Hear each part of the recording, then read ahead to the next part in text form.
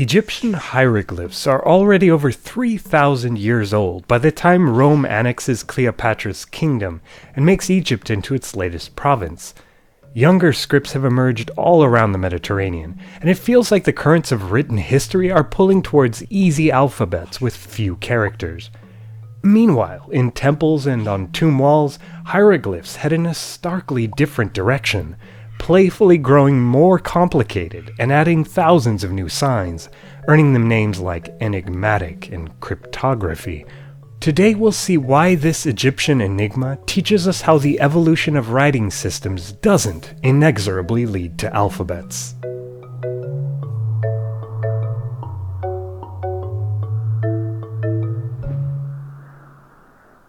My last linguistic tale about recovering the pronunciation of ancient Egyptian seems to have fascinated you as much as me. Animating that one opened up so many side stories, some too good to pass up. I'm not ready to move on. Maybe I can entice you. See, there's this story I was told about the alphabet. Once upon an old kingdom, seemingly countless hieroglyphs depicted all manner of words. Later, they gave way to a simple, streamlined short list of consonants, and then Greeks added vowels to create the alphabet. I guess the one and only. The advance of writing seemingly drew a direct line from hieroglyphs to the alphabet, whose unclunkiness conquered all. Back in Egypt, that's not at all how the story evolved. To set you up to be as intrigued as I am, first let's rewind. Okay, show and tell time.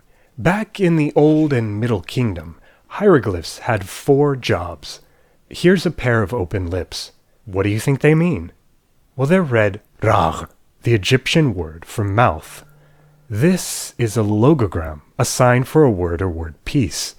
The same hieroglyph could also act as a consonant to represent the sound r, an r. To distinguish the sound sign from the word sign, you can write a stroke below the logogram.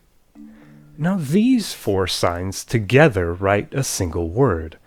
The first 3 are sounds. Focus on that last one. Can you guess what this word means? Yes, elephant. The last hieroglyph isn't pronounced. It's here to show off the meaning of the signs next to it. Egyptologists traditionally call this a determinative, and they fit well alongside classifiers around the world. How do you pronounce the elephant word? Well, these signs represent the consonants in rubo, Egyptian for elephant. This unit of consonants plus a meaning indicator isn't an utterly normal way to write a hieroglyphic word. One last basic thing. Elephant doesn't have 2 B's. Just like hieroglyphs have meaning complements, there are also sound complements. The first sign in the word rubau is the chisel, and it has multiple possible readings. Add a phonetic complement next to it, though, and we're hinted in the right direction. If we hinted with an M instead, we'd get maybe motto. So this B complement leads us to the right reading, rubau. Behold the hieroglyphs, sound and word signs, tellers and helpers. At this point, it's supposed to dawn on us that, of course, Egyptians would have needed hundreds of symbols to keep this comparatively complicated system going. And so the story goes, this way of writing naturally gave way to alphabets all around the Mediterranean and beyond, eventually yielding the letters we use today. Meanwhile, though, in Egypt, hieroglyphs didn't stand still inside their temples. As the ancient kingdoms gave way to uncertainty and rule by Persians, Greek Ptolemies, and Romans, Egypt embraced hieroglyphic innovations that its scribes previously figuratived out and took these to new extremes. Their word games added new readings to existing signs, swapped and cut and combined signs, and crafted many new signs. Egyptologists call it cryptography or enigmatic. Some prefer the word figurative or also Ptolemaic thanks to their popularity in the time of the Ptolemies. Whichever name you prefer, I ran into multiple ways of grouping and characterizing them.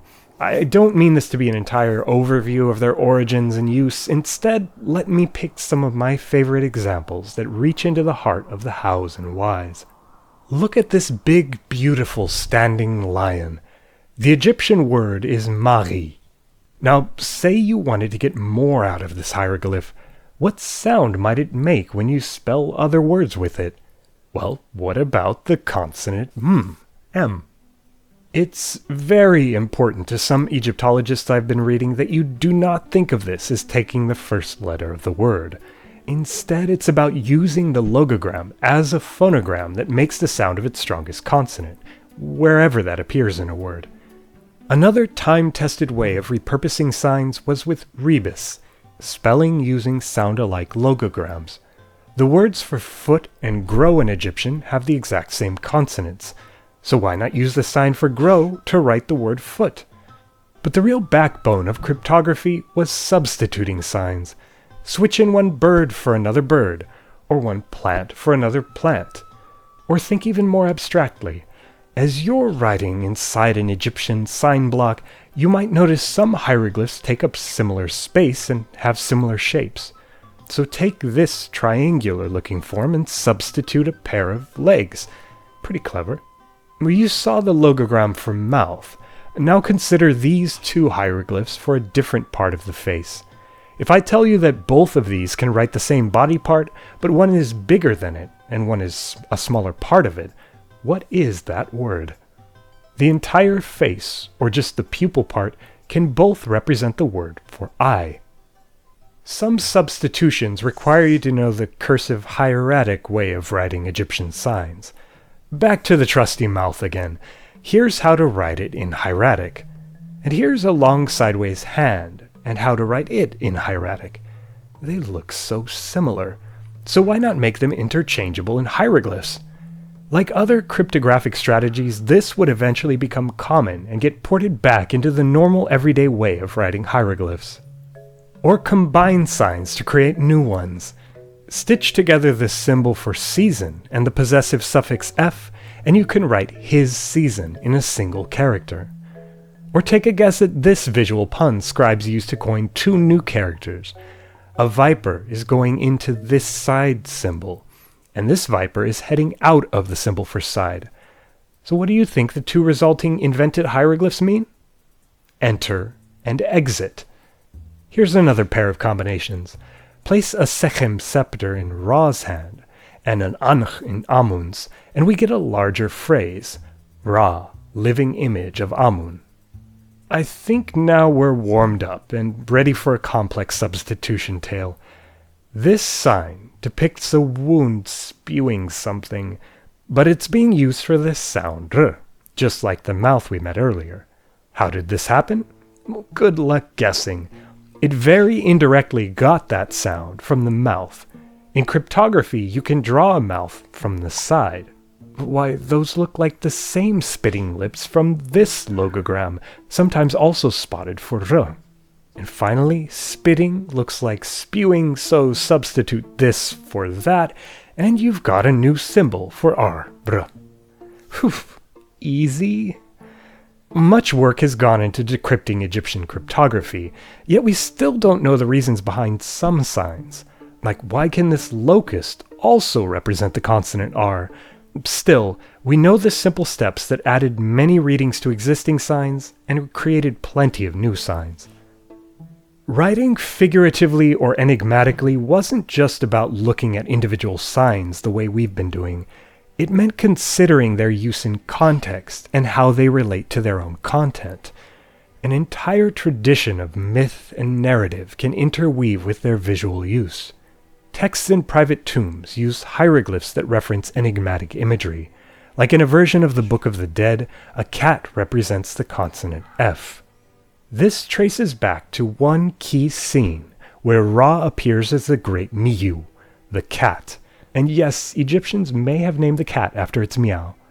Miyu catches the snake Apep, and k offs the snake. Now in text, the sound f is normally a horned viper, but here a slithering snake is substituted to fit the myth, so it takes on the f sound. Elsewhere the cat loses the toxic snake, but it keeps the f sound it made. Hence, a cat can sound like f. Got it?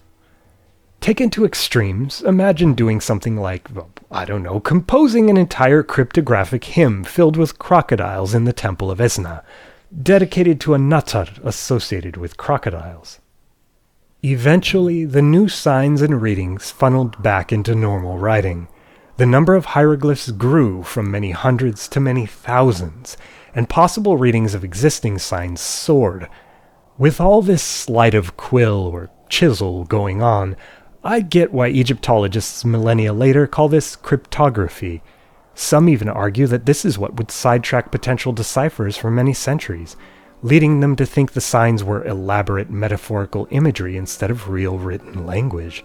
But I think there's an aspect of this that really resonates if you've ever studied a flourishing hybrid script, art plus writing wrapped in one variable package, like I've shared before about Maya or the mechanics underlying Chinese characters.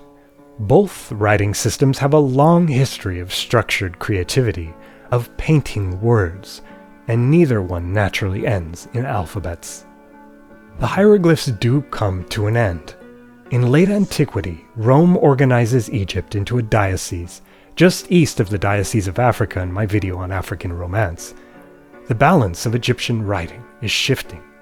The populace here too adopts the alphabet: Greek, Coptic, Arabic. It's easy to think that as people embrace new ways, their cultural keepers stick to the old.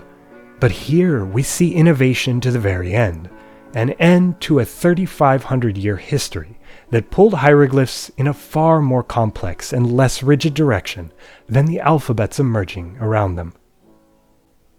Thank you for learning even more about Egyptian with me. This animation was complex, required lots of study, planning, and support from my amazing patrons. Check out my sources document for even more, and stick around and subscribe for language.